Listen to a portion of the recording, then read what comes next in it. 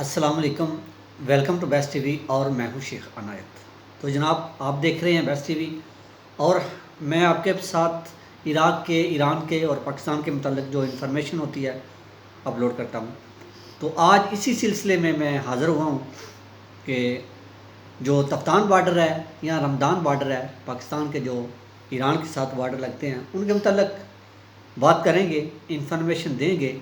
اس سے پہلے کہ جو دوست نئے میرے چینل پہ آئے ہیں، چینل کو سبسکرائب کر لیں، بیل آئیکن کو دبا دیں تاکہ جب بھی میں کوئی نئی انفارمیشن لے کر آؤں تو آپ تک سب سے پہلے پہنچے۔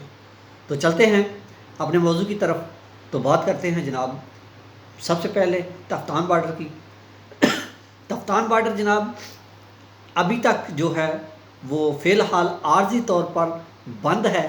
وہ میں نے پہلے بھی ویڈیو میں بتایا تھا کہ تفتان بارڈر اس لیے بند ہے کہ جو تفتان کے ساتھ شہر لگتا ہے ایران کا زاہدان، اس میں مظاہرے چل رہے ہیں، کچھ جلوس، کچھ احتجاجی مظاہرے ہو رہے ہیں، اس کی وجہ سے انہوں نے بارڈر کو بند کیا ہوا ہے، تو اس لیے انٹری نہیں دے رہے۔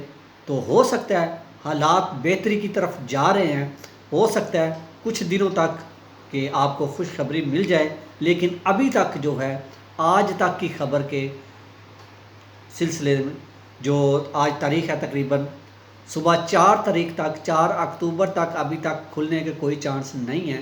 اس کے بعد ابھی کوئی اپڈیٹ آئے گی تو آپ کو بتا دیا جائے گا۔ تو اس کے بعد ہم بات کریں گے جو گوادر کراچی والی سائڈ سے جو بارڈر لگتا ہے ایران کے ساتھ رمضان، تو وہ بھی فی الحال عارضی طور پر بند کر دیا گیا ہے۔ اسی وجہ سے بند کر دیا گیا ہے کہ جو ایران میں مظاہرے ہو رہے ہیں، مظاہروں کی وجہ سے بند ہے۔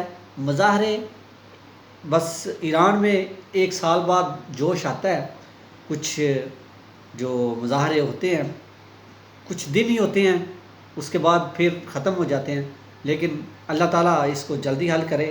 تو انشاءاللہ امید کرتے ہیں کہ بہت جلدی بارڈر کھل جائیں گے، لیکن آپ نے مایوس نہیں ہونا، بہت ہی جلدی انشاءاللہ کھل جائیں گے۔ امید ہے، یہ نہیں کہ امید نہیں ہے، امید ہے بہت جلد سے جلد کھل جائیں گے۔